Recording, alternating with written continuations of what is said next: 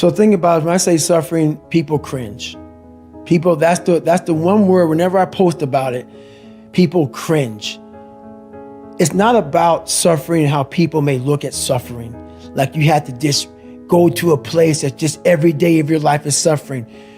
You have to tap into suffering every day of your life because we have so much scarring that we have to clean up. You have to look at suffering as almost like I look at failure. To succeed, you must fail. In failure and in suffering, all the answers are in there. All the answers to all the test questions. The test is your life. All the answers are in there. You don't have to live in suffering and pain and failure all the time. You have to learn, I need to visit it. Like people hate working out. You're only gonna visit working out maybe an hour a day. 23 other hours of the day, you're not in it. But how you become in shape is you must visit suffering, visit working out 1 hour a day. Visit suffering 1 hour a day. Visit your past failures 1 hour a day. The relationship with it is the answers are in there. They are in there. Within the suffering, go in there, and I call it the live autopsy. The live autopsy. How you find out someone died? They crack you open after you're dead. How you can live is do it while you're alive. Go back in your brain, crack it open while you're alive. Don't wait until you're dead to figure out why you died. Do it while you are living. Go in there, go into the suffering, go into the pain of your life and say, why did this suck for me so bad? Why am I afraid of all this stuff? Why have I shut down the whole world? I guarantee I'll tell you why you shut down the whole world. It's in these nooks of the suffering within your brain, in the scarring, are all the answers to why you are on the couch feeling sorry for yourself. They lie within the scars. Visit them for at least an hour a day, study them, and then you'll find out more about yourself. You will then grow. So don't look at it as every day I suffer. Go into it an hour a day. Learn from yourself, learn from life, learn from your failures, learn from your insecurities, learn from your self-doubt. Don't just say, I'm afraid to jump off an airplane. What makes you afraid of it? Study it. That's why I studied my mind. Why I became so powerful in the mind is because I realized I was weak. So instead of running away from the mind, I dove into it and said, what is making me weak? Oh, this makes sense. I came from hell. I came from a place that beat me down to nothing, which is why I'm afraid. All this makes sense. So systematically, one by one, I went back and met every single person in my mind, every situation. I went one-on-one with them again in my mind and said, okay, let's now revisit this. And that's how you do it. That's how it works. It's hard for me to respect people who are able to come into that world and leave. This is a lifestyle, man. And people wonder, why am I not achieving more? And we wonder, why don't I have drive anymore? Where is it all at? If you don't develop a routine of suffering and suffering, not like go out and kill yourself every day, it's being uncomfortable. That keeps you hungry every day.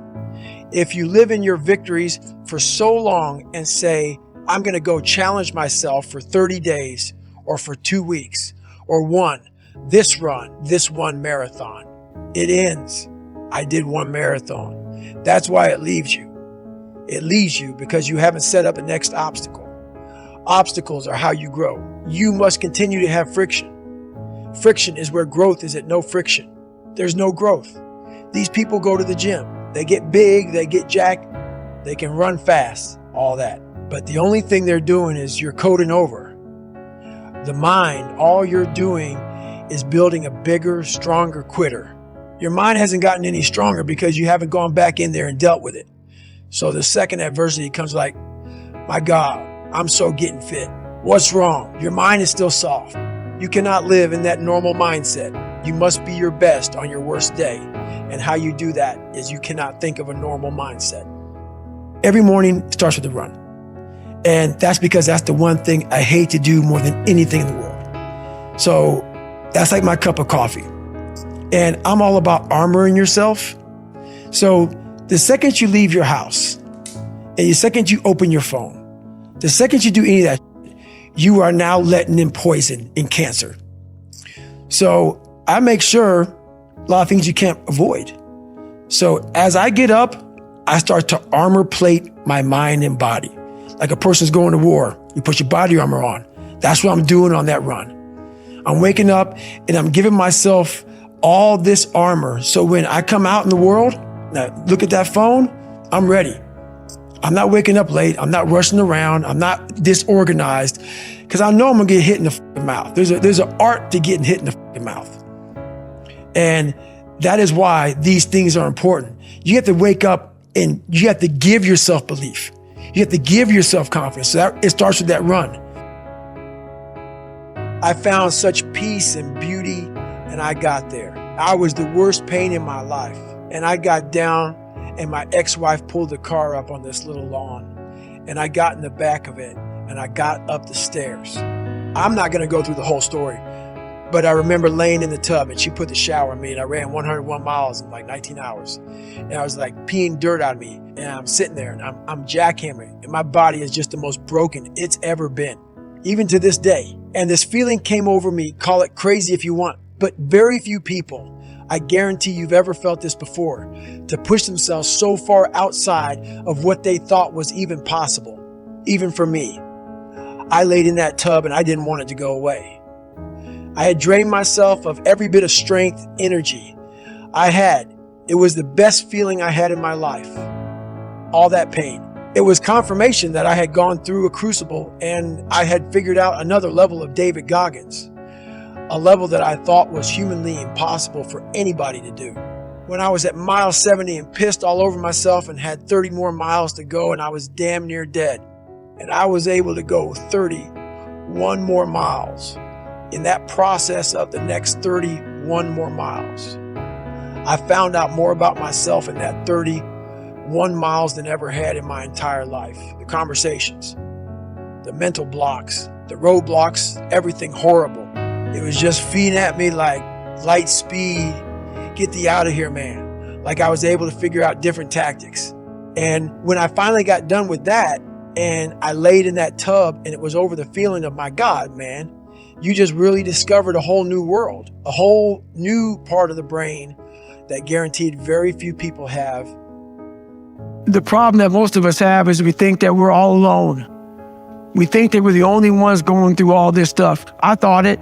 Most of us think that if you're fat, which I was fat for a while, you think you're the only fat person in the world. Your vision becomes very narrowed. And what happened to me was, all I did was I peeled back. I peeled back and I was able to get on top of a mountaintop in my head. And when you're high on that mountain, you have a great vantage point. And I was able to look down at the world and all of us are jacked up. Some of us hide it better than others, but we're all jacked up. And once you realize that, you got to come out of your shell. You got to accept who you are. You got to accept the demons that life gave you, that maybe you gave you. Whoever gave them to you, you got to accept that. You got to be able to look them in the mirror, look them in the eye and say, okay, I'm going to start fixing these things. But if you think that you're by yourself, the reality of your life becomes very, very horrible. And you're not. We are all jacked up. And once you realize that, man, it's like whatever. You don't even look at the crowd anymore. You look at your own race, you do your own race, you do your own thing, and you finally find out who you're supposed to be in this life. The human body is like a stock car. We may look different on the outside, but under the hood, we all have huge reservoirs of potential and a governor impeding us from reaching our maximum velocity. In a car, the governor limits the flow of fuel and air so it doesn't burn too hot, which places a ceiling on performance. It's a hardware issue. The governor can easily be removed. And if you disable yours, watch your car rocket beyond 130 miles per hour. It's a subtle process in the human animal. Our governor is buried deep in our minds, intertwined with our very identity. It knows what and who we love and hate. It's read our whole life story and forms the way we see ourselves and how we'd like to be seen.